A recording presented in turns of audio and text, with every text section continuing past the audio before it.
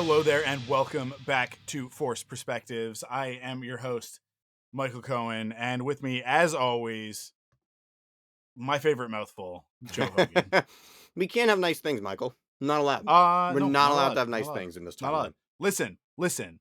We're gonna get this out of the way right at the beginning.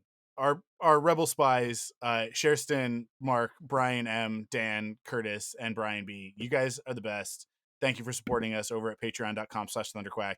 And everybody else can also go there. And if you support at the $10 level, then I'll say your name at the beginning of an episode. And you get early access and you get bonus episodes like Off the Record that we just recorded talking about Pokemon and video games for an hour. And it was awesome. But we have important work to do here today on Force Perspectives. And so we just got to get Straight right to it. into it. I'm proud of you, by the way, for the Rebel Spies thing up front. Yeah, for Way to like go, just man. being like prepared and ready to go. Okay, here's the deal, guys. Here's the deal. A couple of days ago, Adam Driver out on I don't know, like the press junket circuit promoting his upcoming movie with Jim Jarmusch, another movie with Jim Jarmusch that he's making. Had some stuff to say about Star Wars. And by this point, I have to imagine if you're listening to this podcast, you have probably already seen the news and heard it from other podcasts, because everybody else was like, "Oh, emergency episode," sort of thing. Like that's how everybody else handled it. But Joe and it's on the schedule. Handle it when we handle it. Also, I don't know that you guys wanted my unfiltered opinions on that day. It was on Monday, and I had just come back from an out of town comic show, and been driving for about 6 hours, and then had to pick up the girls and do all of the dad stuff in the evening of that day. And then this news drops, and I was like, dude, I was spitting. You were Like not happy. I was so You I were not was happy. legitimately You were like not. legitimately mad. I know. Not like, You were.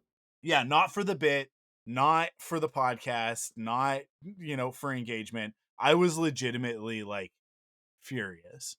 Now, the night before, I had, because for those of you who've been listening to the Thunderquack podcast for a long time, I was staying with Amanda in Penticton for this convention because she's got a place up there, and she's kind of primarily living there right now.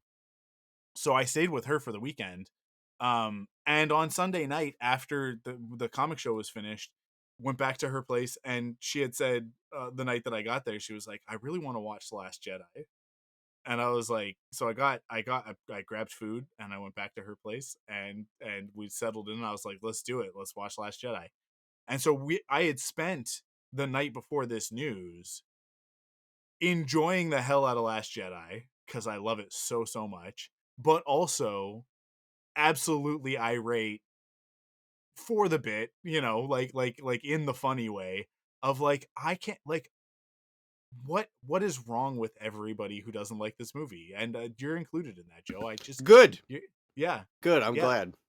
I'm glad. And I just like watching it and going like, Poe Dameron is the best, Kylo Ren is the best, Rey is the best, Luke is so good, Leia is so good. There's so much about that movie. Now, like, listen, I love Rose. I understand why some people don't vibe. I do generally love Finn, but I get it. I understand why some people don't really get it in that movie, and I think he's a little bit flat in that film. But like, I love it so much. I love it so much, and I just wish that they would continue this story in some meaningful way that makes up for Rise of Skywalker. Although I did have a lot of things to say about Rise of Skywalker that were on the more positive bent, because it's like, these things, the things that did get followed up from Last Jedi in Rise of Skywalker, I think are actually really good. But all of that is just sort of like set the tone, because when this news dropped, I was in exactly the wrong place to receive it. And so I was furious. But here I'm gonna read this from the actual AP News article. Yes. So this is I'm gonna read this essentially the whole section about the Star Wars stuff, because I think that there's a lot of important stuff in here, and I think that a lot of people have been talking about it and not giving the full context, just giving like the snippets. But here we go. So this is inside a larger article, and he talks about other things as well. But when Star Wars comes up, this is what Adam Driver had to say. I always was interested in doing another Star Wars, says Driver, who starred as Kylo Ren in the trilogy kicked off by The Force Awakens. I had been talking about doing another one since 2021. Kathleen Kennedy had reached out. I always said, with a great director and a great story, I'd be there in a second. I loved that character and loved playing him. Okay, this is good news so far, right? Everybody should be happy. It's also completely contradictory to what a lot of news stories were reporting, even though they Yeah, weren't reporting any quotes of like Adam Driver wants nothing to do with Star Wars. He yeah. hates Star Wars. So right off the bat, Adam coming out and being like, fucking love Star Wars, fucking love Ben Solo and Kylo Ren. With the right pieces in place, I'm there, right? Which is like tingles, man. I get so amped up when I think about that reality. Driver says he took a concept to Soderbergh, Steven Soderbergh, for a film that would take place after 2019's The Rise of Skywalker. That movie culminated in Ren's redemption and apparent death. Driver had undertaken the trilogy with an arc in mind for Ren that inverted the journey of Darth Vader. As the trilogy evolved, it didn't play out that way. Driver felt there was unfinished business for Kylo Ren, or as he was known before turning to the dark side, Ben Solo.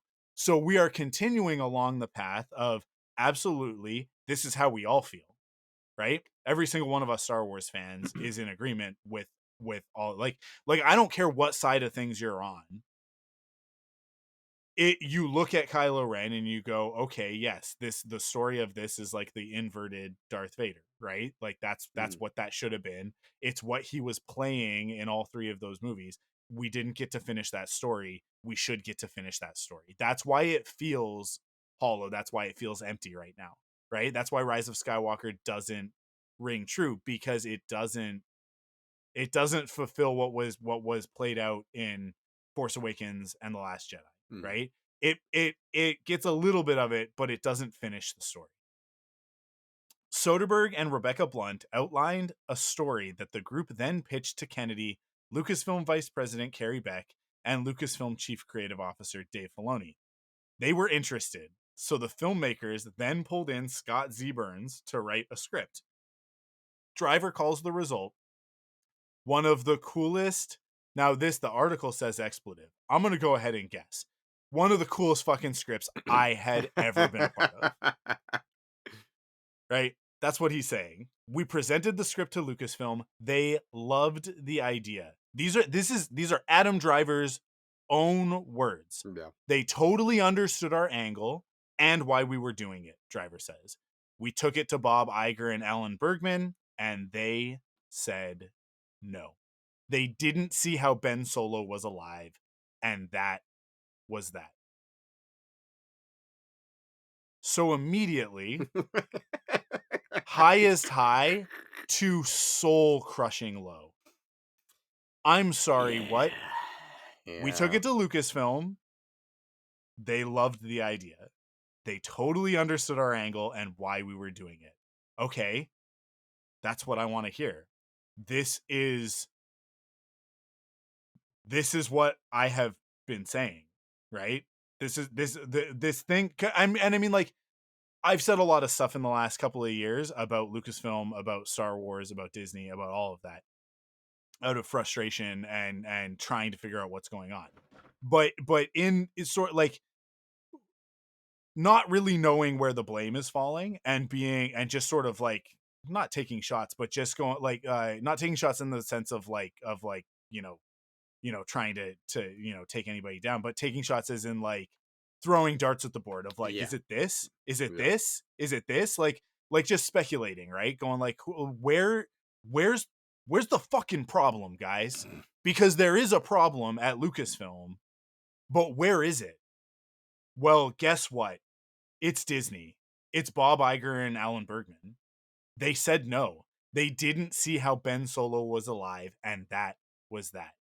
Are you fucking kidding me? They didn't see how Ben Solo was alive. The last movie, all it does to explain a miraculous reappearance of a very much so 30-year dead character is somehow Palpatine has returned. Okay, but I hate that. I do hate No, that. yeah. I know I do hate it. I hate it. And it is correct to hate it. It's shitty writing, right? It does a thing where it like where I think that JJ Abrams and Chris Terrio expect you to fill in the blanks, which you shouldn't have to. Mhm, And if you've done any Legends stuff, then you know that Palpatine survived with clones and blah mhm, blah blah blah blah. And so like the movie then gives you a little bit of that of like the pickled Snokes and whatever. It gives you enough that you can fill in the blanks and go, well, obviously he's been cloning himself and trying to like find a new body, but he wants to transfer into Rey's body because it's the only one that can possibly like contain his midichlorian count or whatever bullshit you want to fucking. It doesn't matter, right? But the point being, they had no problem with that. They had absolutely no problem right, with that. Now, right. now let's flip this and let's play. I don't want to play devil's advocate because the devil doesn't need an advocate. The devil is perfectly capable of defending himself. But let's just try and have a little bit of empathy and put ourselves into Bob Iger's perspective because Disney stock value is like up and down more often than not lately. It since 2020 it has been tough. Rise of Skywalker is the least profitable of all of the Disney era movies. Mm, And we're talking by a very large margin because I don't remember what the exact figures were, but when Force Awakens happened, we're talking multiple hundreds of millions of dollars in profit. And then Rogue One, same deal. Last Jedi, also incredibly profitable. Solo takes a dip, and then Rise of Skywalker. Like Solo was about, I think it was about 100 million, and then Rise of Skywalker is less than 50 million profit, mm, 48 million profit. That's not what they spent $4 billion on, right? Like that was not what the projection was. That's not how this should have worked. That's not all of their market research that they did when they crafted that god awful story via a probably very early version of AI, if I had to guess. Um, I don't know. They just put a bunch of words in a word cloud and then wrote a movie based on that word cloud in order to appeal to as much of the audience as possible. And what did you end up with? You ended up with a garbage movie. But it should have been in their eyes based on the metrics and based on the this very scientific method by which they put together this film. Bring back JJ, and then like let's just put in all of the stuff that we think people want to see, um, and get rid of all of the stuff that we think that they're mad about. The result should have been more profit than the Force Awakens, right? That's mm. their logic. And in fact, it was significantly less. It was about like a fifth, I think, of the profit of the Force Awakens, and even like significantly less than the Last Jedi. I and people are just passionately online saying how much that movie sucks. There are very few like passionate supporters of Rise of Skywalker. Like I know Last Jedi is divisive. I know even Solo is a little bit divisive because there are a lot of people who don't like Solo. Um, I but both of those films, despite having people who are like very staunchly anti those films, they have people who are like absolute champions of them, right? Mm. Me being one of them for both of those. I mean, Solo is my favorite Star Wars movie, so Solo is your favorite Star Wars yeah, movie? Solo's my favorite. I Full had stop. no Full idea. stop. Yeah, we'll talk about that at a later date. I Rise of Skywalker has very few people that will go to the mat for it. Most of the time, you get into that conversation, and people are like, yeah, it sucks.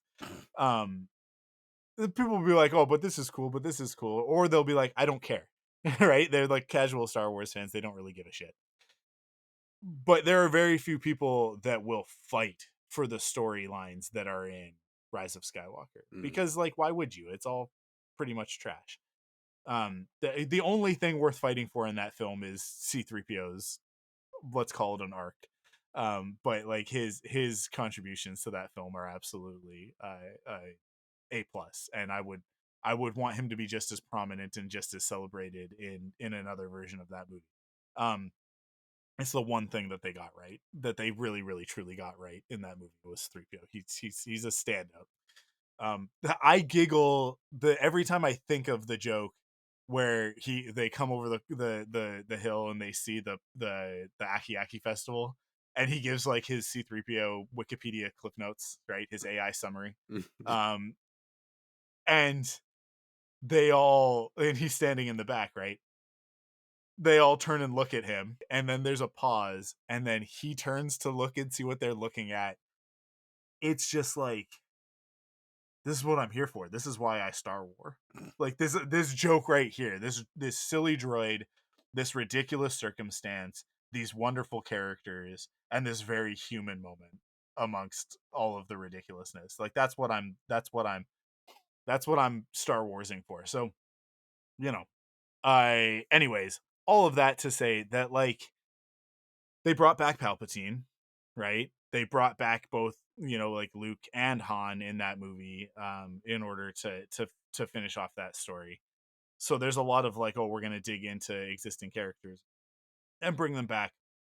The attitude right now, I think, with Disney is let's not fuck around with legacy characters. It's too toxic. It's too incendiary. What we need to do is we need to put out stuff with these new characters that people like, or something completely new, like all on its own, right? So that's why we've got Mando and Grogu, and that's why we've got Starfighter, and that's why the Rey movie is like languishing and maybe isn't going to happen, right? Because it's you're just dredging up old stuff, and it's stuff that people are upset about, or that they're, you know super passionate about. So if you fuck it up, they're gonna get mad. Whatever. I think that that's what Bob Iger's position is here. Is like, let's just not touch any of that stuff. That being said, let me continue this article and By all give you means. guys what this movie would have been. It was called The Hunt for Ben Solo, and it was really cool, adds driver, but it is no more, so I can finally talk about it. Soderbergh, in a statement, said, I really enjoyed making the movie in my head. I'm just sorry the fans won't get to see it. Representatives for Disney and Lucasfilm declined comment. It's been a period of transition for the feature film operations of Star Wars. Kennedy, the longtime Lucasfilm president, is expected to step down by the end of the year. After a feature film lull, numerous projects are in various stages of development or production, including Jon Favreau's The Mandalorian and Grogu, Sean Levy's Starfighter with Ryan Gosling, a film directed by Charmin Obaid Chinoy featuring Daisy Ridley returning as Rey, a James Mangold directed movie, and a new saga helmed by Simon Kinberg. I'll believe most of that when I see it. For Driver, who starred in Soderbergh's 2017 heist comedy Logan Lucky, the decision was mystifying. Who wouldn't want to see a Soderbergh directed Star Wars film? We wanted to be judicial about how to spend money and be economical with it and do it for less than most, but in the same spirit of what those movies are, which is handmade and character driven, Driver says. Empire Strikes Back being, in my opinion, the standard of what those movies were. But he is, to me, one of my favorite directors of all time. He lives his code, lives his ethics, doesn't compromise. I mean, like, to me, all of this sounds fantastic, right? Like that's the end of the Star Wars part of it, and then he goes on to talk about other stuff. Steven Soderbergh, hit or miss, up and down. Like, let me bring up IMDb, and I'll rattle off a few things. But obviously, like, Logan Lucky is there, but I Soderbergh is a director that's known for, like, it's one of those, like, dialogue, right? Like one of the, like great back and forth sort of quippy bantery sort of stuff, right? Like, very, as Adam Driver says, very character driven, right? That's what we need in Star Wars right now, honestly. Plot, who gives a fuck? I don't care what super laser or, sun crushing dark saber. It doesn't matter. Take your pick. There's a bunch of super weapons. There's always a way to blow it up. That's like Force Awakens handles that in absolutely the right way. Rise of Skywalker tries to and whiffs it, but it doesn't matter, right? Whatever the big threat is irrelevant. What our characters are going through, that's what we want to see, right? That's what we're there for. So Steven Soderbergh as a director, let's grab some of this stuff that's that is like these are great examples. It's character driven stuff. Magic Mike. Magic Mike's Last Dance is Soderbergh, right? Logan Lucky we brought up already.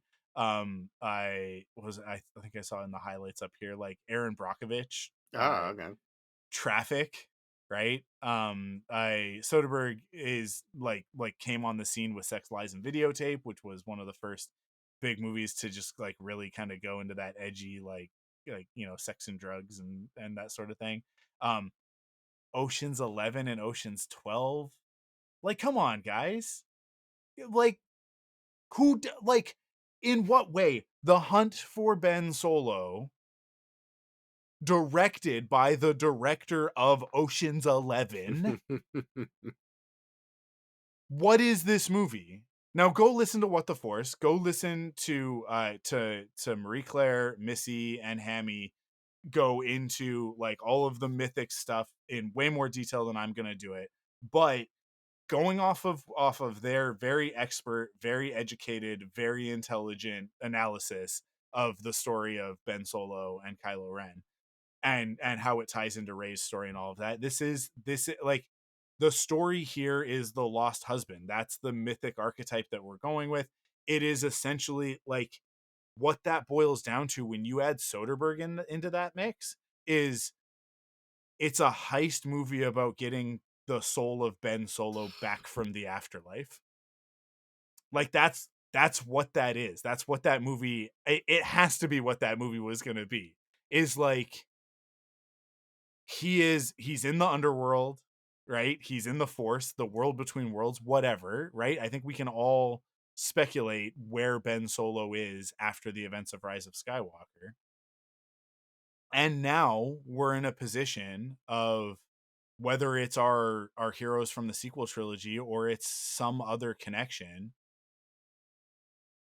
somebody like we got to get him back, right? Or maybe he has to like gather allies in the underworld, and what a great opportunity to bring back some legacy characters.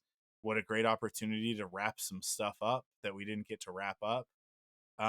What a great opportunity to fulfill some promises that were made in the Last Jedi that weren't even like uttered or like even like looked sideways at in Rise of Skywalker, because that movie ends with Luke Skywalker looking at Kylo Ren and saying, "See you around, kid."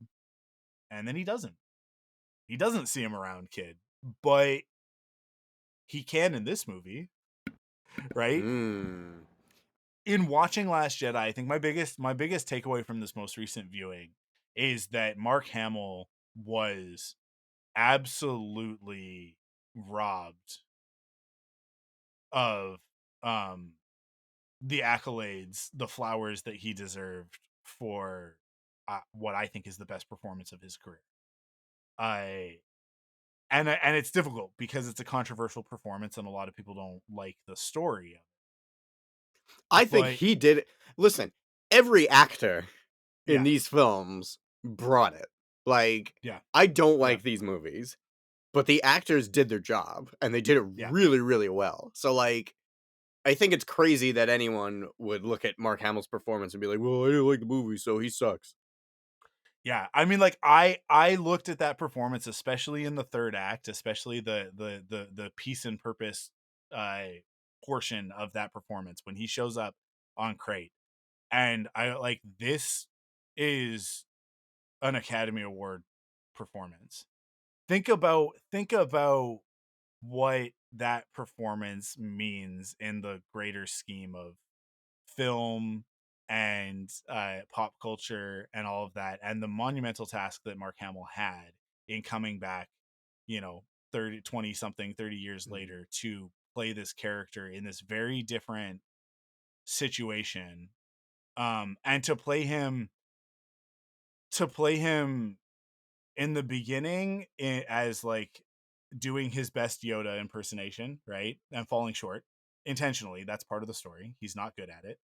He doesn't understand the lessons of Yoda. And then becoming antagonistic through the middle of it and really kind of being the villain for both Kylo Ren and Rey. But then coming in at the end as the Luke Skywalker that we all expected and hoped to see, right? And stepping out in front of the First Order and facing it all down, by himself with a laser sword, right? And he embodies all three of those versions of the character, and as well as does some flashbacks, which like I like the flashbacks as they are. I understand why some people need more from that. I understand like the Rashomon component of it, and why it is presented in the way that it is, and I think that it works for me. I understand why it doesn't work for everybody. I understand why it goes over the head of a lot of people too, right? And I'm not saying like I don't, That's a Joe. little You're not. condescending, I think. No, you're not in that. Like I understand why some people see it as it is, as it's presented, and don't vibe, Mm, right? I do also think there's a large component of the audience that does not fully understand why we see the same scene three times, mhm, right? And they don't understand the difference between the first time that Luke tells Rey and the last time that he tells Rey, right? They just see three conflicting stories and it confuses them. mm, I think that that's by virtue of the fact that most of the audience for this movie being American, and most of America, over 60% of Americans, not having a, a a literacy level above sixth grade.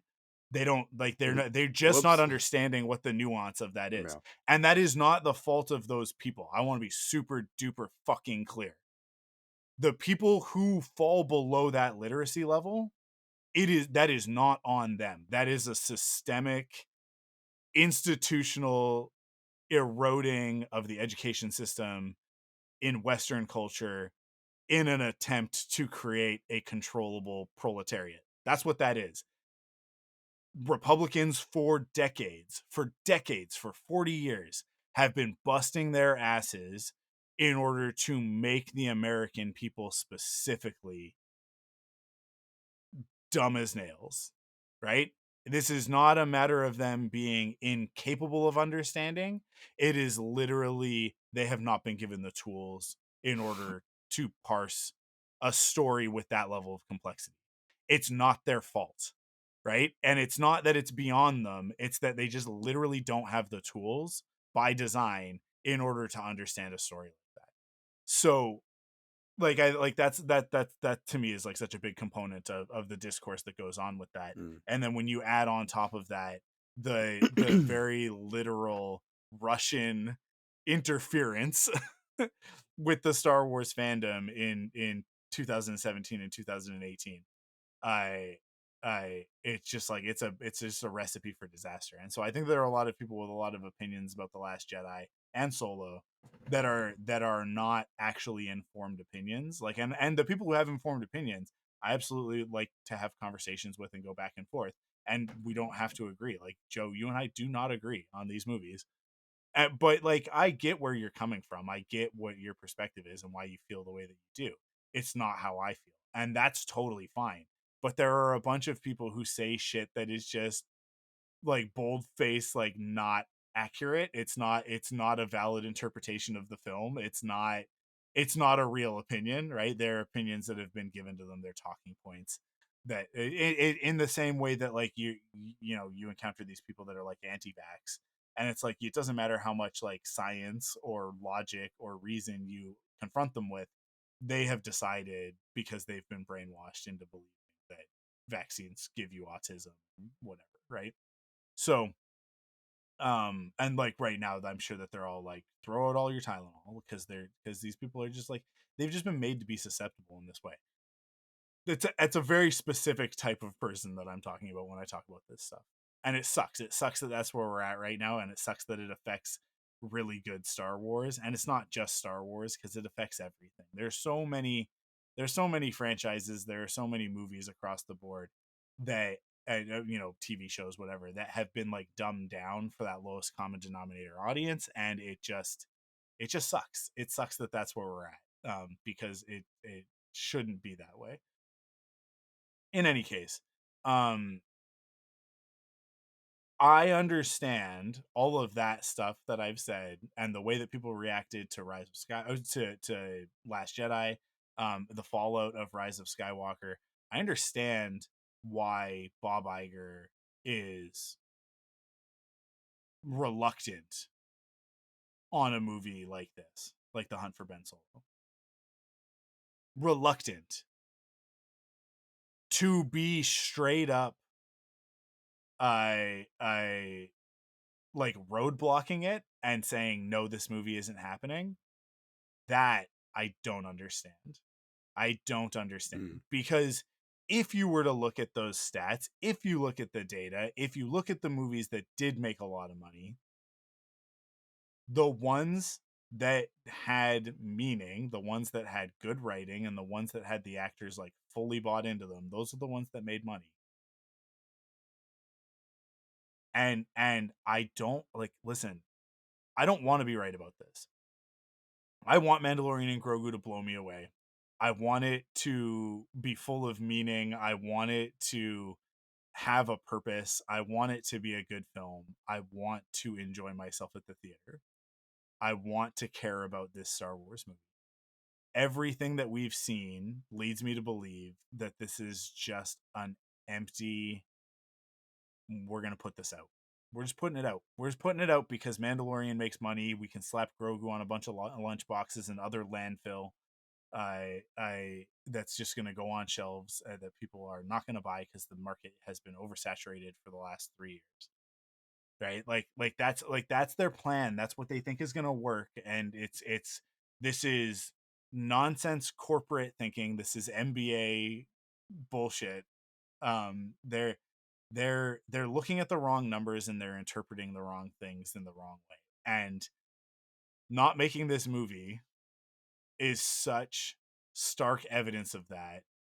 And there's a lot of people that are like, "Oh, be vocal about. Oh, you would have liked to see this." You blah, blah, blah. That I don't think that any of that's going to do anything. I think that there is one clear cut way to get this movie made, and it is to threaten Bob Iger's livelihood. I think you're gonna say like we have to kill Bob Iger. No, I think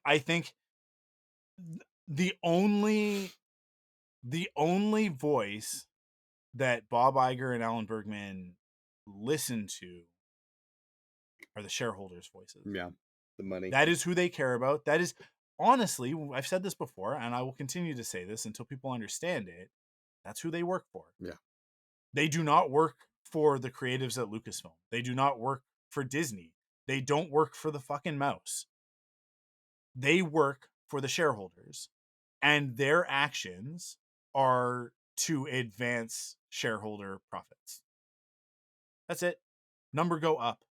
I've been saying this for the last 2-3 years. Number go up. That's all that matters. So everything that they do is in an effort to make that number go up. So what we need to do, boycotting stuff isn't what does it.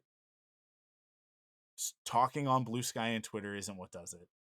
These things affect it nominally, but not in a meaningful way. Like the conversation needs to not be we want to see Ben Solo. The conversation needs to be Bob Iger is the reason why Disney is failing now. Decisions like this that forego any sort of creative integrity are what is killing the entertainment industry and why the numbers are so abysmal. Zaslav canceling movies like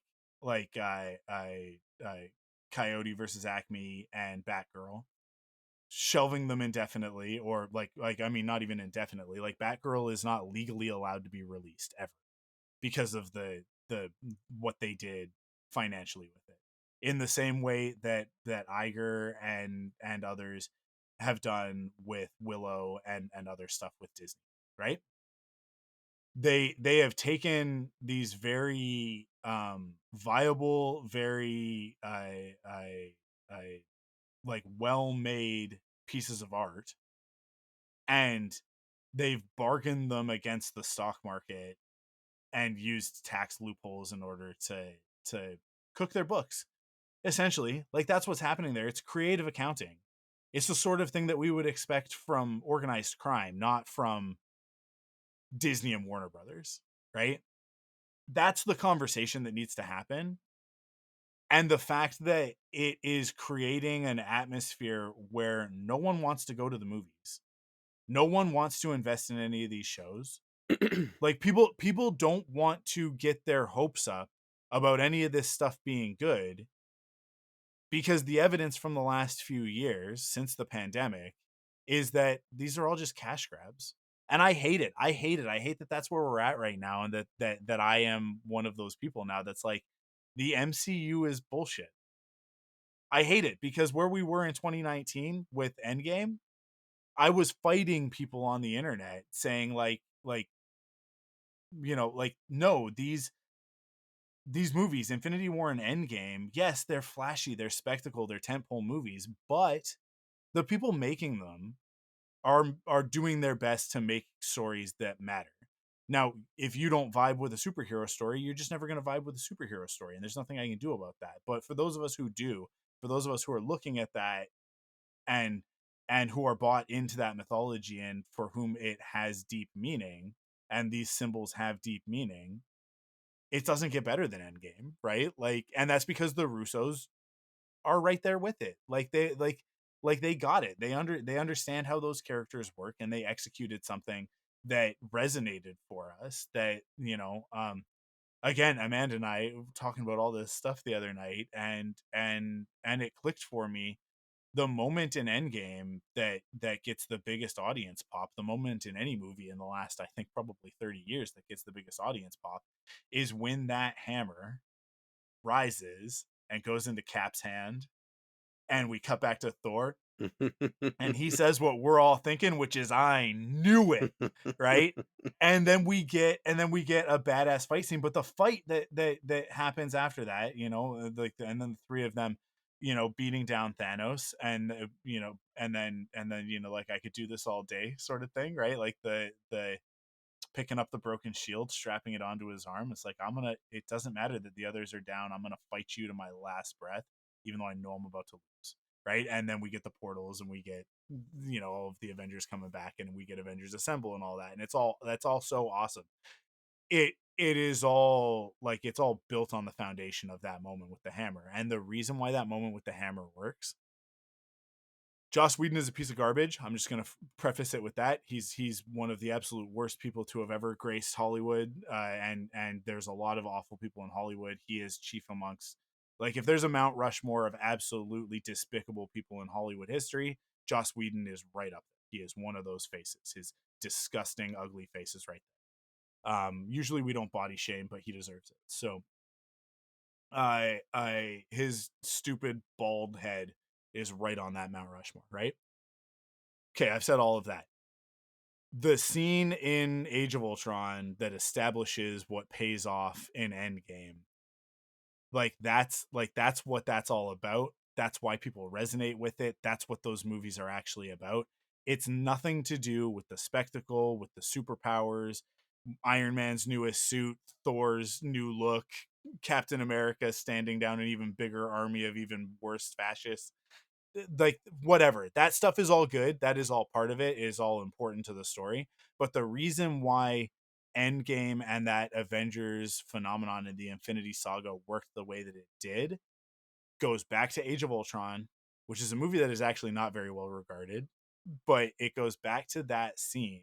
And the reason why is because that culmination is going back to the scene that made us feel like we were part of the team, we were part of the Avengers, because they had the big party and everybody's there, but then everybody goes home, and then the after party is this thing with the hammer.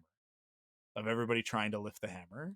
It's like, oh, there's some kind of trick, right? And all, and Tony's getting out the gauntlets, and it's the repulsors are going, and it's like, and they can't move this hammer.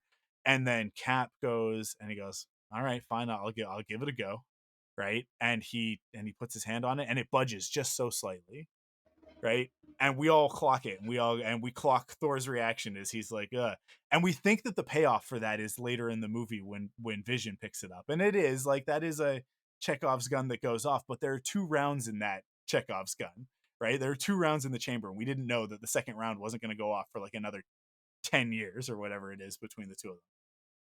I think it's actually like 15, but like, is it, no, what, yeah, I don't know, what is it, it's 2012 to no, it's not even 10 years. I did my math backwards on that, but whatever. All those years later, they find that second round just finally fired, and we get that. But the reason why it works and it resonates for us and why it's meaningful is because, in like, this is what Joss Whedon was actually really good at, was making us feel like we were a part of the Scooby Gang and Buffy, that we were part of, the Angels Detective Agency, and we were a part of. I mean, like, I don't like Firefly. I know other people do, but people want to be on the Serenity with those characters, right? And he did that with the Avengers, and that's what made that movie. Um, that's what made those characters from that point forward, from Age of Ultron forward, resonate every time we saw them on screen. Is that we were in there in that room when that was happening, and everybody's laughing and having fun, and they're drunk and being silly, and then we get this one sobering moment for Thor of like, oh, Steve Rogers might be able to pick that hammer up. Like, that's scary. Like, this is my deal, and but then he does it. And so then when we come back in Endgame and he does pick it up, it's like, the reason why we pop is because we were all there, Mm. right? We were all in the room. We were there for that moment. We were a part of the Avengers. And Thor punctuating it with "I knew it," right? With that great moment, that's him as the audience going, "We were all there, dude. We all saw that hammer move a millimeter, right? We all saw it move that fraction of an inch, and we all felt what Thor felt in that moment of like, oh man, could he pick it up, right? And then when it goes to him, and then Cap is awesome. It's like, he is worthy, and it's like, we all get to share in that communal moment. That's what movies are about. That's what the whole fucking thing is, right? That's why we get up and we go to the theater. It is astounding to me how these things matched up so incredibly. It's not a positive astounding. It's like, but I am in awe of, we got that moment in 2019. Later on in 2019, Star Wars tried to do the same thing, but absolutely whiffed it, right? There are more of us, and it's not a fleet, it's just people or whatever. That stuff falls so fucking flat. It falls so flat. Why does it fall flat? Well, first of all, we didn't see any of it, right? Like, we didn't see any of it. It all happened off screen. The gathering of those characters all happened off screen. Now, like, the gathering of everybody with the portals and whatever, that all happens off screen as well. But it was set up for us. It was set up for us in movies prior, right? Like, and especially like in Infinity War, we know that Doctor Strange was like, there's one thing, and he's got a plan, and he just needs everybody else to carry out their part of it, and as long as they do, it's the one plan that's going to work, right? So we've got that set up, and we know that it's going to happen, but we kind of forget because we're in the moment. We think, oh, Cap's up against it, right? What's going to happen? And so it's a surprise, even though it shouldn't have been a surprise. It was absolutely telegraphed, should have been predictable, but we're so in the moment. We're so in the moment. In Rise of Skywalker, it's it's just flat, and then like all of these gray dots show up, and it's just a mess of the same shapes and colors in a scene that is already, everything's just all blue and gray, and nothing's happening, and we don't understand what Palpatine wants. We don't understand how we're going to stop this. None of the stakes are clear to anybody. I and this happens, and we're just like, it just they just whiff it. They just absolutely whiff it, right? And this is the tail end of 2019. This is we're just starting to hear this thing about this coronavirus, right? Oh, but it's just in China. Don't worry about it. It's not going to affect us. And then lo and behold, 2020 happens and everything goes to shit, and we're all like so disconnected from each other. And Hollywood tries and does a few cool things, right? I mean, I Disney Plus launches and we get WandaVision and a few other things that are like, okay, this is cool, but we're literally like separated from one another. Community is literally like destroyed, right? Like the physical ability for us to be together. And some of us were fortunate enough to find online communities to sustain us in that period, and I'm so grateful. Like I made so many cool friends in that time period, but we still haven't gotten back what we lost, right? Like we're still in a spot where like Comic-Con's not what it was. Star Wars Celebration isn't what it was. You know, like these things, E3 is gone, right? I And a lot of it's been replaced with like what do we replace E3 with? Summer Games Fest? Summer Games Fest Yeah. isn't it like Summer Games Fest is like a it's mostly streaming stuff, Mhm. right? And the Game Awards, that's a streaming event where we sit by ourselves in our rooms and watch these things on our computers. Like we were at a place where like during E3, Sony was doing a press conference that they were simulcasting into movie theaters. So even if you couldn't be at E3, you could still be with community. You could still go to a place where it's like, hey, we're all here for the Sony press conference. Obviously, we are all Sony fans, right? This is community that we're together. And even though we don't know each other, whatever, we're all here for the same reason. We're all hyped about the same stuff, right? We see God of War, we see Last of Us, we see Uncharted, whatever.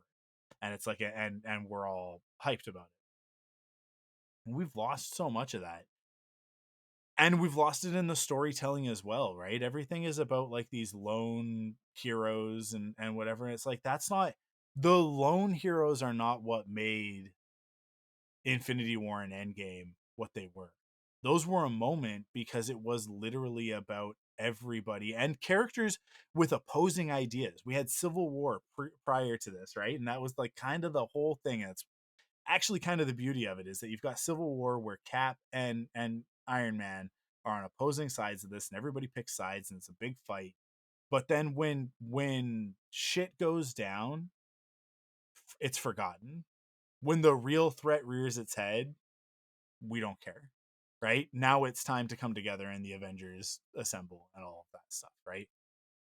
Um Ultimately, like those stories and the reason why they work is because of community, and Star Wars hangs on the same thing, right?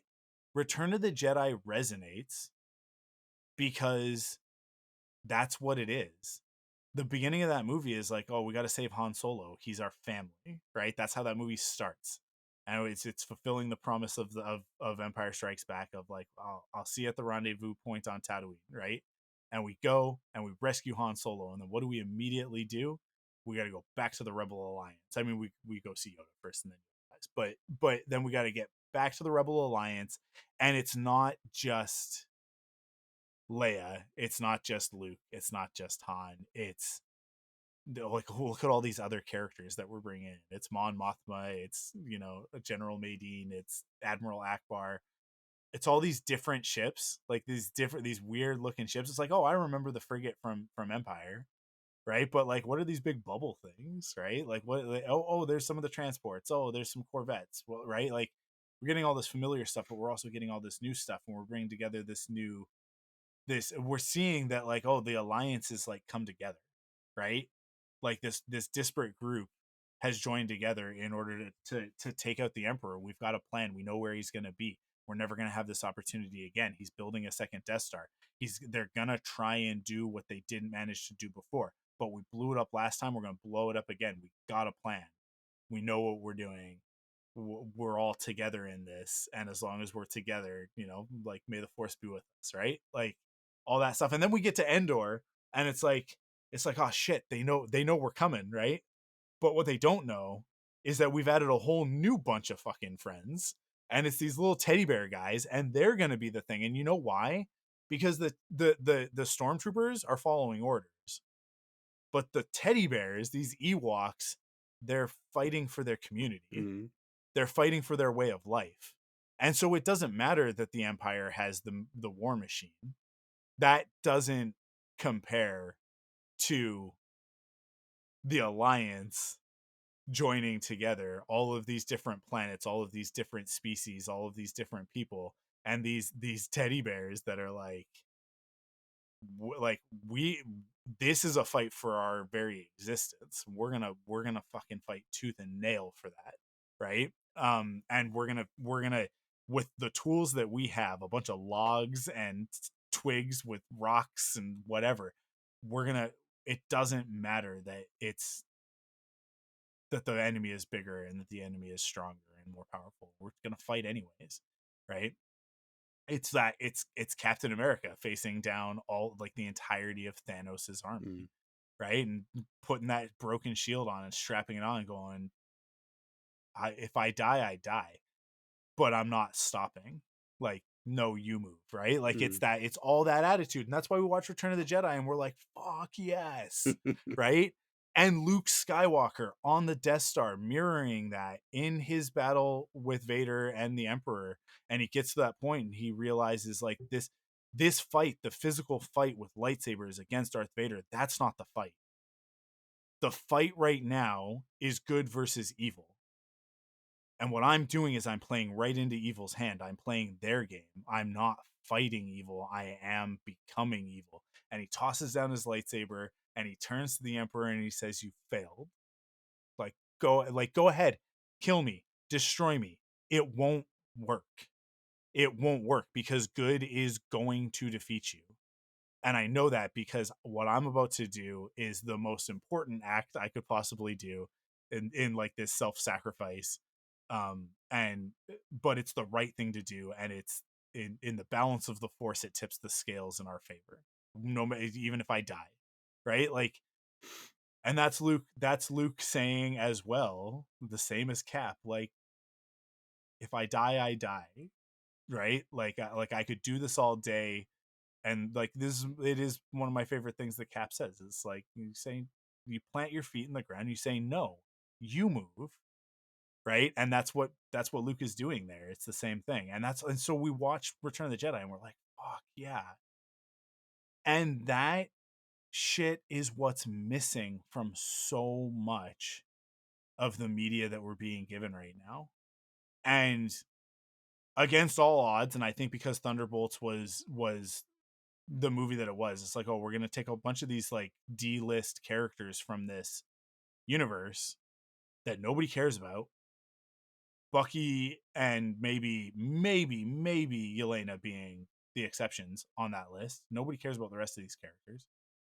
They're all throwaways. They're all trash, right? They're all like just forget about them, move on. And so I don't think that Disney was paying attention. I think that they let it slip through. I think that Feige was able to get one of these good MCU movies through. Um because that's what that movie was. That's the feeling that movie was. It was like it was yeah, we've done some bad stuff. We're bad guys. We've worked for the wrong side. We've murdered, we've hurt, we've caused damage and harm. We're all broken as a result. We're all traumatized, but in this moment, we're a family, we're a community, and like they come together, and that's what that movie is about, and that's why that movie like hit so hard for me. And then Fantastic Four comes out, and it's like, what is this? It's literally a family. They're literally a family. I didn't get that vibe. It was fine. Like Fantastic Four was fine. I don't think it was a bad movie. Have you seen it yet? Yeah, I enjoyed it. Yeah, it's fine. It's fine. And I like the characters and I like what it establishes. And I think that, when a better story utilizes those characters in a more meaningful way, I'm gonna resonate even more with them. Like I like what was established. But it didn't hit for me, Mhm. right? It didn't get somewhere deep inside me and, like stir that part of me that's like, yeah, man, like let's punch a Nazi, right? Like let's do something reckless in the name of good, you know? Um which is what these movies and these stories should be doing. It's what they need to be doing. I look at Mandalorian and Grogu and I'm going like it's not going to do that. I really just don't think it's going to do that. I think it's going to be a bunch of spectacle. I think it's going to be a bunch of funny moments. I think I'm going to laugh, I'm going to smile, I'm going to have a good time in the theater, but I'm going to walk away from it and it's going to be like fast food. It's not a satisfying meal, right? This movie, The Hunt for Ben Solo, what it wanted to do, what Lando would have done if Donald Glover would have been allowed to make the show that he wanted to make. But obviously now we know how that was handled because we can just look at how this is being handled, how it was handled, and see it. And we can look at the Ray movie and we can see the delays and the um sort of like doubtful approach to producing this film, and we can see that it's happening there as well, Mm. right? So we're this is not a thing that has happened. This is a thing that we're currently in the middle of. Disney is currently blocking Daisy Ridley and the rest of that creative team from making the movie that they want to make, because Daisy Ridley came out on stage at this point now, what, like almost 3 years ago, right? Two I'm years ago, trying to remember. whatever it was. Was it London or was it I think it was London. So what's that? That's that almost was 3 years ago, 23? So yeah, or 2 years. almost 2 years ago. Over because it was Over, yeah, April yeah, 23. yeah. So she came out on that stage and she was amped. She was like, "This is like, I love this character." Exactly what Adam said. This creative team is the best. Exactly what Adam said. We've got a great story to tell you guys. Exactly what Adam said. I'm so excited. And then it's like we should actually be getting ready to see that movie, right? It Hmm. hasn't even gone into production yet.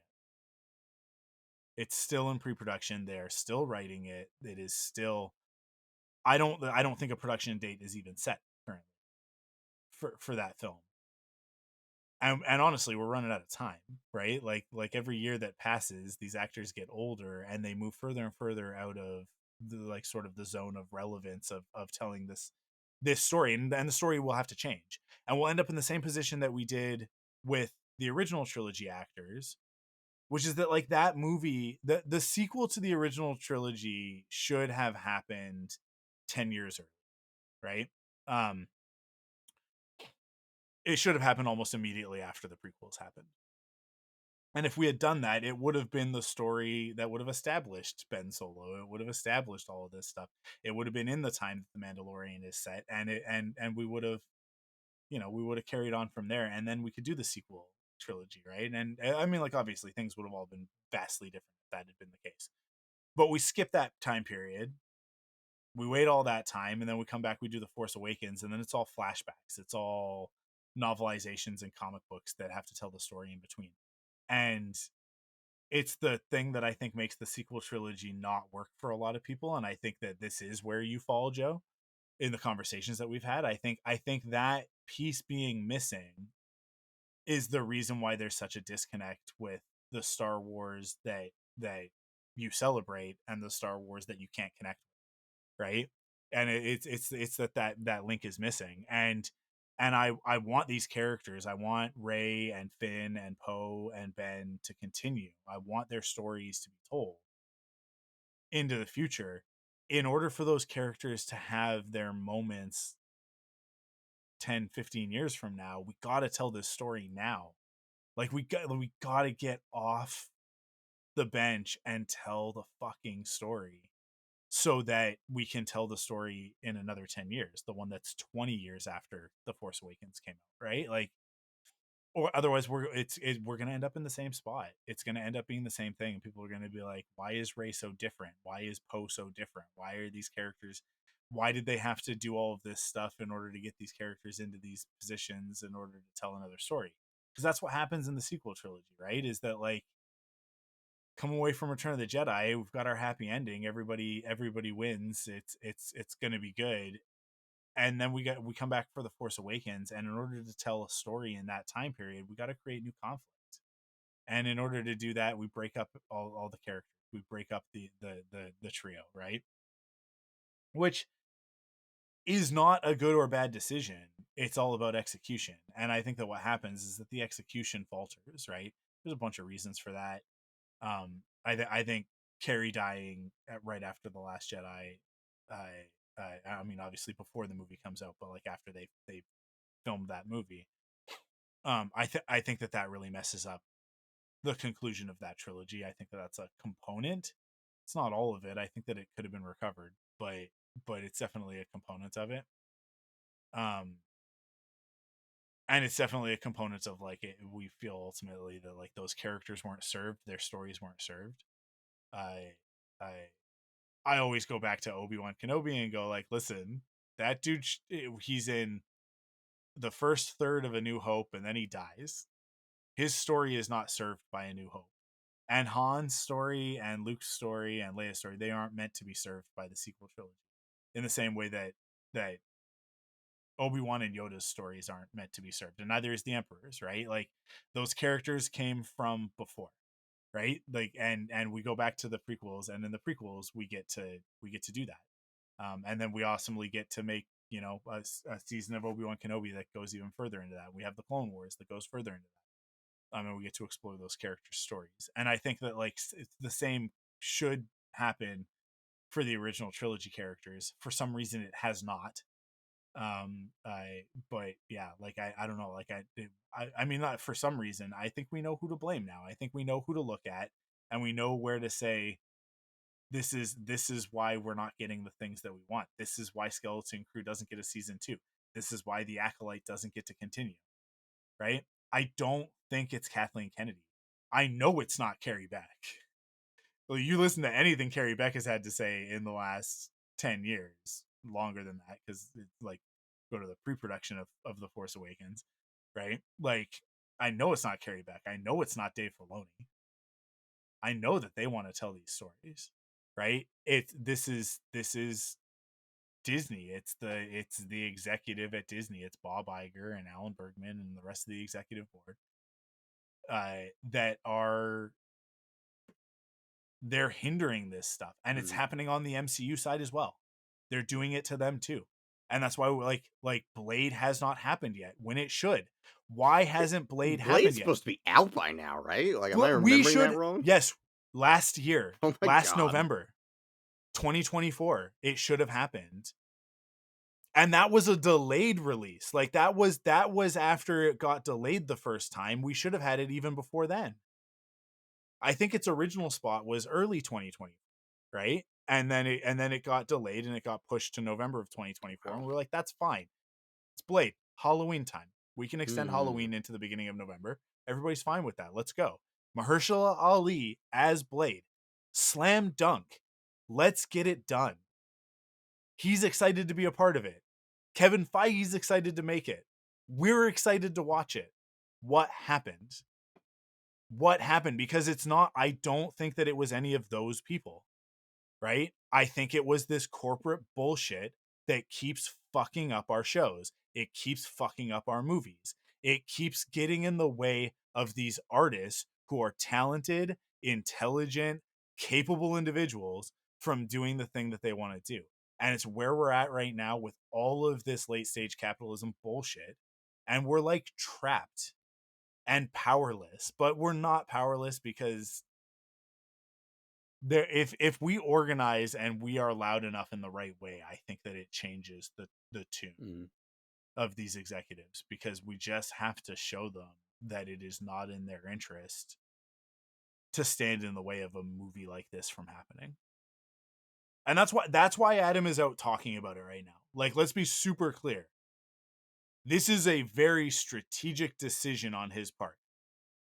This was not releasing it through the AP and not through Variety or Deadline or any of these other, Entertainment Weekly, whatever, that are going to put spins on this, right? Having this news come out through the AP, who are primarily interested in disseminating information, not opinion, right? The Associated Press, like, I mean, don't get me wrong, all of this journalism is all corporate. It's all like they do have their motivations, but part of the motivation and that the the ends that justify the means of the AP is like, oh, we treat information equally, right?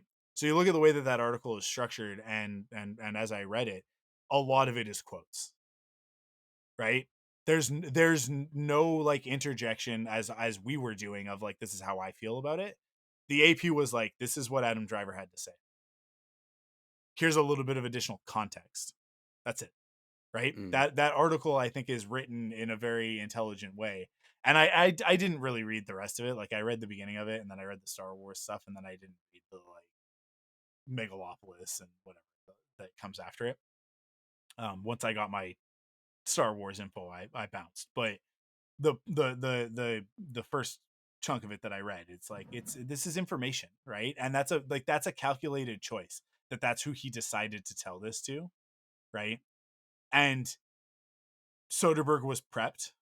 He had that response canned. That was ready to go, right? And that was a conversation between the two of them. This is a strategy. They want to get this movie made. They've tried to get this movie made. They've run up against a brick wall.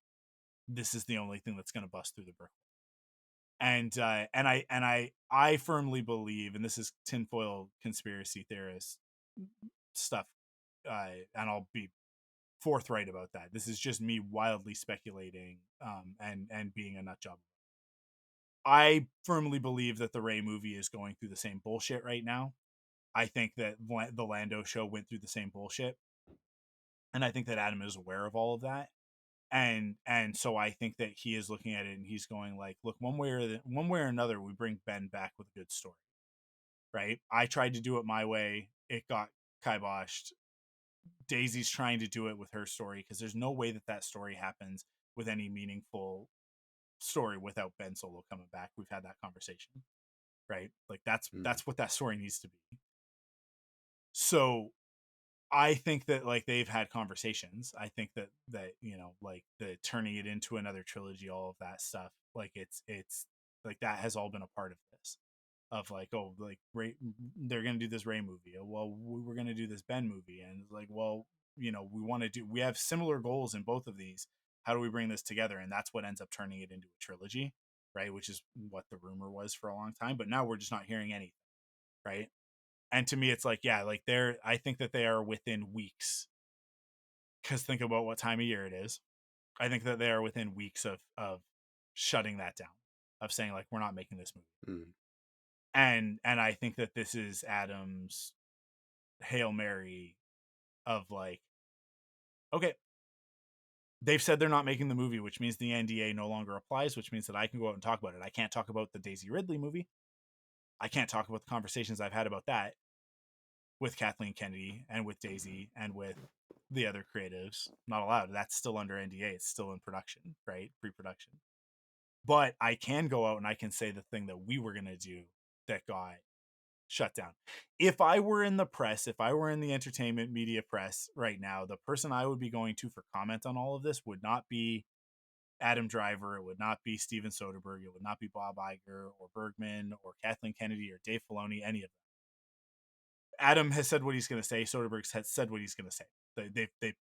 They're, they didn't mince words. It was very clear, right? It was very upfront, straightforward language. I don't think that Daisy Ridley's going to say anything, because I don't think that she's in a position to say anything. She's trying to get her movie, and everybody else associated with that is in the same position, Yeah. right? The writers and the rest of the creative, they're all in the same position.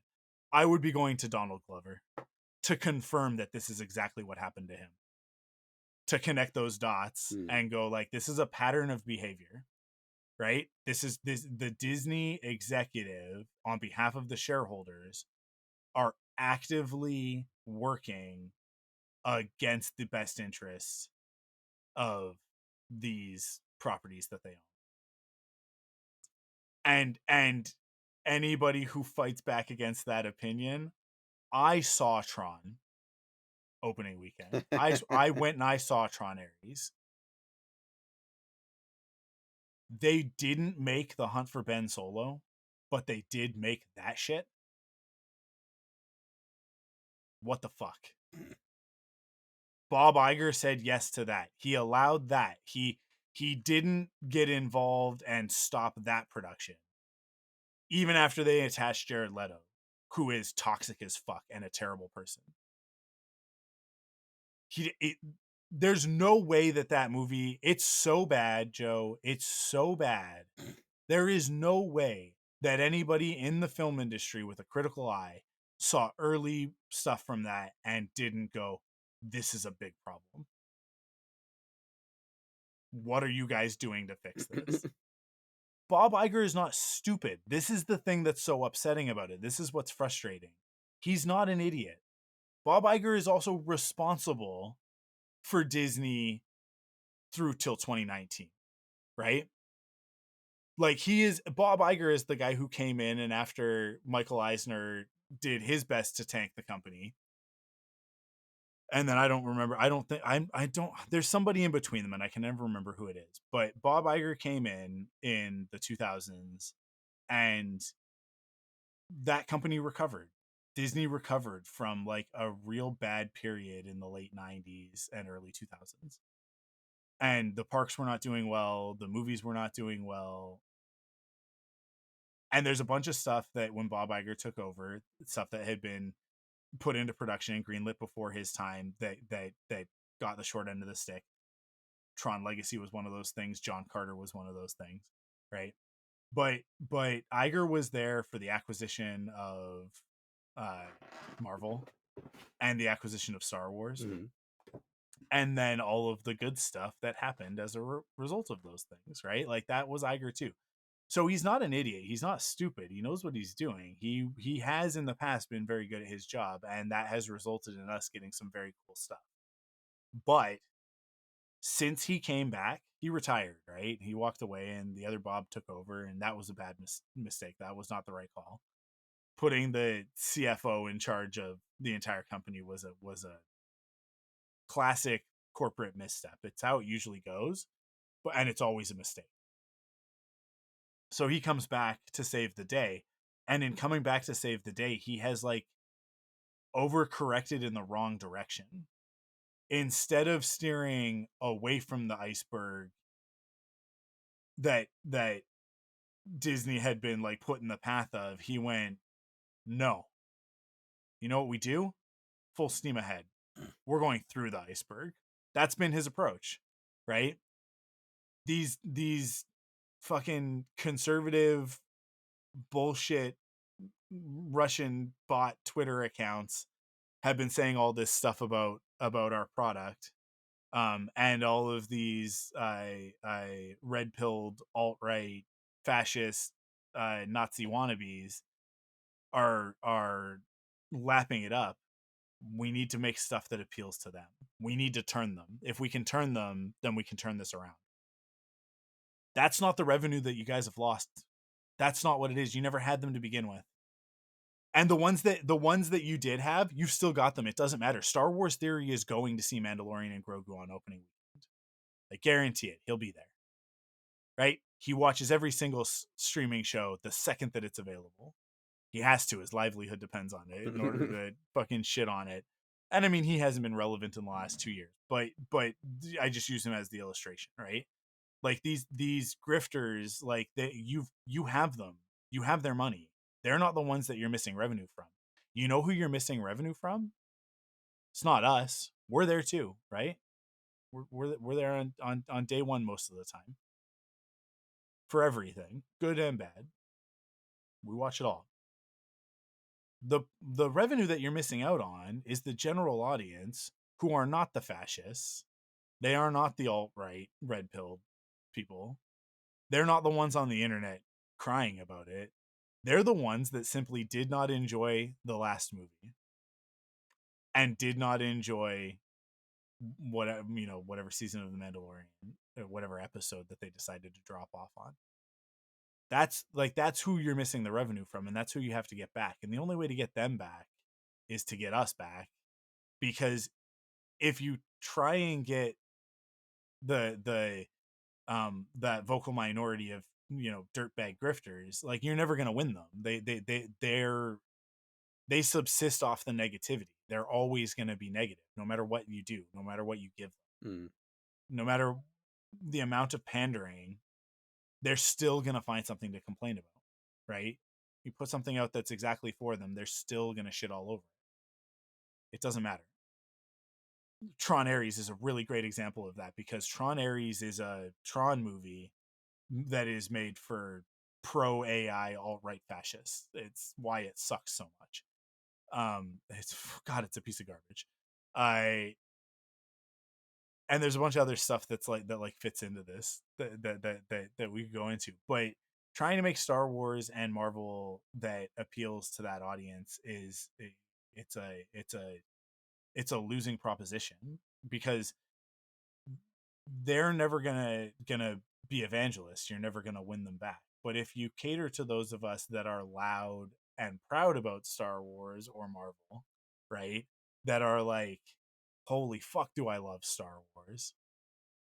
You give us what we're asking for, which is more Acolyte, more Skeleton Crew, more Bad Batch, more sequel trilogy, like specifically Ben and Ray. We want to see Finn and Poe kiss, right? Like, Mm. give us more Lando, give us more Han Solo. Whether you like Solo or not, regardless, Alden Ehrenreich, Donald Glover, great chemistry. We needed more. We Yeah, should they have were got awesome. more. So a different movie, another movie with the two of them, it would have done it. It would have made the money. And it would have been one of those things, because one of the things that I do hear about Solo is people going like, I watched it. It's not as bad as everybody said it was. And then they'll go like, I don't think it's a great Star Wars movie. It's not my favorite, but like, it's not a bad movie. And I'm like, yeah, it's not. And they're like, Alden Ehrenreich, he's pretty good Han Solo. It's like, yeah, I know. I'm aware. I was there. I saw it. I saw it before the movie came out, and I was like, yeah. Like, I mean, I not meaning that I saw the movie. Like, I saw what was there in the trailers, right? And was like, this is gonna be really good, guys. This is gonna be really, really good. Um, yeah, like, if you cater to that stuff, right? And we get lucky with the animation sometimes because it flies under the radar. So Star Wars Visions is coming, and like, we're gonna get that stuff. And when is that? Is that this week? So Is his that like Visions is the 30th, I it's believe. the 30th? It's next So week. Okay. Thursday? Let me double Yeah. check. Or is it the 29th? Let me look. I Oh, keep having to 29th. like remind Well, my I have 29th on the 29. calendar, but I thought it was the Okay. 30th. It's next So week. like next week, It's next week. next week we get Star Wars Visions next week, and off of that we're also getting the Ninth Jedi, and we're getting like a manga about a dude who's wearing a Republic Commando helmet Yeah, with a buddy. lightsaber. Like Visions is flying under the radar and giving us what we want, and that's rad. I love it. And I think that Shadow Lord's going to do the same thing. I think when that comes out, it's going to be a subversive. Like, Lucasfilm Animation is trying yet again to sneak in a proper Star War in the guise of, like they did with Bad Batch, in the guise of one of these, neo-Nazi alt-right appealing things, right? Like, it's like, oh, it's a show about Darth Maul. You know what it's going to be about? It's going to be about how Darth Maul's a soft boy on the inside. That's what it's about. That's what it's about, guys. And you know how he loses? He's gonna raise up his apprentice, and she's gonna be a real badass, and she's gonna fucking take Crimson Dawn from him. Like, that's what's gonna happen. That's where we're gonna end up with this story, and I'm here for it. I'm all about it. Let's go. But it's a Trojan horse for sure, of them being like, yeah, we'll do a Darth Maul show. That'll appeal to that audience. Like, that's Dave is not an idiot. He knows what he's doing. He knows what he's doing. He's like, that's not what Darth Maul is. Darth Maul hasn't been that character since 1999. Like, he's everything we've learned about him since then has been that he's actually a sweet little guy on the inside, that's just like, the world around him sucks, and so it comes out as this angry devil man, but he's really just looking for love. He really just wants to be loved. That's all it's about. He wants community. He wants to be a part of something. That's what that character's Don't about. we So all? it's coming, right? Like we're getting more Ninth Jedi, we're getting more we're getting more of the stuff that we loved from season 1 of Star Wars Visions. So like it's there, it's happening, and it's happening against everything that Disney is trying to do to stop it. The movies are just the place where I think they haven't been able to get this stuff through. That Disney is just, the Eye of Sauron is too focused on that, right? But because the Eye of Sauron is so focused on Aragorn and the battle at the gate, you know, Star Wars Visions and Shadow Lord, i.e., Sam and Frodo, are able to slip in the back door. So you know, like we get the good stuff. It is happening. It's just it happens, and then there's no follow up. Mm. That's where we're at right now. Like it just I d- it's the Ian Malcolm Jurassic Park gif that nobody else uses, but that I use far too often. Is, boy, do I hate being right all the time. Because it's the moment when the T Rex is breaking out, right? And that's when he says that. He's like, oh, Jesus. This is what I have been telling everybody is going to happen. I don't know why I'm here for it. That's the thing is, Malcolm, if you knew that it was going to be this bad, why'd you go to the island? Then you went back. You're crazy. But he is. But then there would be no movie. So I Jurassic Park. Yeah. I hate being right all the time with this stuff. It's not fun being right about these things, but this has been very vindicating to find out that like Bob Iger is like, no, we won't let you have the cool story that everybody Mm. that we need in order to do the cool story is on board for, right? Like everybody across the board. If we are to take Adam Driver at his word, like he's in. Steven Soderbergh is in. Kathleen Kennedy is in. Dave Filoni is in. Carrie Beck is in. Everybody that we needed in order to make this movie said yes, let's do it. And then Bob Iger said, no, we're not doing that. I have been in that position in corporate so many times of like, I've got buy-in from everybody that I need across divisions, all of the departments. The dev team wants to do this. The VP of that division wants to do it. It's the right decision. I have all of the data to back it up. I know that this will be successful. And then the president of the company says no. Nope, we're not going to do that. It's not in our strategic goals for this year. That's it. And then that's the end of the conversation. It just stops there. Yeah, there is no like, well, Yeah. Yeah. can I make a case? Yeah. So, yeah, like I've been here in corporate life, and I know what it feels like to be on that side of it. And how frustrating it is. And now I'm like watching it with this thing that I care so deeply about. And like the thing that I want more than anything from it. Because this story, if you ask me, like, what's the Star Wars story that needs to be told right now in 2025, in the midst of all of this fascist shit that we're dealing with, this is it. This is the one. This is the story that we need.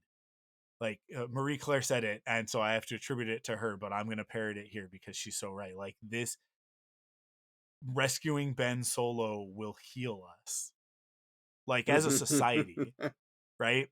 It's because these stories have been happening and they're unfulfilled, and it's having an effect on the psyche of an entire group of people. But if Ben Solo came back from the dead, like it would literally, it would do so much. And especially the story that you can tell, like, just you have to read between the lines, but you can see what it is. You have to know Adam Driver, you have to know the type of stories that get him going, get him excited. He This would have been like anti-patriarchy, anti-toxic masculinity. That's what the story would have been. It's the reverse Anakin Skywalker story. So like that's what that is, right? And it's like it's the story that we need right now in order for a lot of people to wake up and move past the bullshit that's happening right now. So it sucks. It sucks. But all hope is not lost. Go listen to What the Force, and Yeah. Marie Claire and Missy and Hammy are gonna give you guys hope where I'm not able to do that because I'm still just so full of anger. But because of the patriarchy, man. Like, and I'm working on it. Okay, I'm trying to deconstruct this stuff, but it's a lot. It's hard work and it's difficult in the midst of late stage capitalism and the fall of democracy. It's difficult to also get rid of all of that institutionalized patriarchal thinking. But I'm working on it. Okay, cut me some slack. I just talked for most of that episode. You gave I your didn't have as much feelings about it occasional. as you Yeah, did. yeah, So I was more like, yeah, "Oh, that sucks." I yeah. would have liked that. Cuz like my the thing that I wanted out of the sequel trilogy was literally the Ronin story from Star Wars Visions. Is I wanted Hmm. Ben Solo to be redeemed, and then the galaxy doesn't just forgive him. So he's just like a wandering Ronin helping people throughout the galaxy. And that's how he really atones for his sins and gets his soul back, essentially. That was where I wanted it to end. I didn't need to see those stories, but I wanted that to be like the epilogue where literally what we got for the first Ronin story, where there's like a village being attacked and then just Ben Solo wanders in, saves the day, and leaves. And that's his thing now. That's what he does. Yeah, So I'm kind of already getting it. We're getting more Ronin. Um, but that's just what I had my heart set on. And I understand that, like, how many times have we said, like, okay, well, our expectations as fans, like, it's important to keep that stuff in check because you're not going to get everything you want. Star Wars is going to, you know, do its own thing. And it's a lot of times it's not going to be what you think you want. But then once you get it, you're going to be like, oh, yeah, wow, this is better than what I wanted. I never felt that way about the way the sequel trilogy ended. I was disappointed, not from start to finish, but almost from start to finish with how yeah, everything shook out. yeah, But yeah, so I mean, to me, this was already kind of well, I didn't get what I wanted, so I'm okay with, you know, whatever. It would have been a nice addendum because, like, kind of paralleling that stuff with Ben, the thing I wanted with Luke was the hallway scene from The Mandalorian. So yeah, suddenly, because I got the thing that I wanted, I'm not as upset about the way Luke was treated in The Last Jedi. I still don't vibe with it, like you said, but at the same time, I'm not as like, oh, you guys really screwed this up as I was the first time. But yeah, so I just don't have the same strong yeah, feelings you do. I agree with what you said though, but this for me was not like, a hill to die on. It was just like, oh, yeah, okay, yeah. that sucks. Oh, this is I my know, I can hill. tell. This is We can all yeah. tell. Yeah. But yeah, Okay. Well, that's good. This has to be it. yeah, yeah, We must yeah. conclude. Thank you guys for listening. And yeah, we'll be back next week with a new episode of Rebel Cells, and then whatever podcasts happen. Go to patreon.com/thunderquack. You'll see everything there. And thank you for listening to this and sharing in our grief and anger and all of that stuff. And hopefully, if we make enough noise about certain things, it'll affect the share price and that'll wake them up that this is that they need to make this movie and they need to put it into production Mm. immediately. Um, but until we have that good news, Joe and I will continue to talk about other things in Star Wars that we love. So next episode, I promise I'll find something for us to like be effusive about and Well, not Star be Wars so Visions will negative. be out, so But maybe it'll be that. yeah. I mean, we'll have to do a Rebels and we'll have to bring in True, true, Kyle true, for true. that, I think. But yeah, I don't know. We'll figure it out. Thank you guys for listening, and yeah, we'll see you on the next episode. This is Ripley, last survivor of the Nostromo, signing off. Come on, cat. Follow Force Perspectives on Twitter, Instagram, and Facebook at ForcePOV. And join us on Discord at thunderquack.com/Discord. Support the show by visiting us at patreon.com/thunderquack to get early access to episodes, leave a rating and review on your favorite podcast service, or buy merch at store.thunderquack.com. Force Perspectives is a part of the Thunderquack Podcast Network.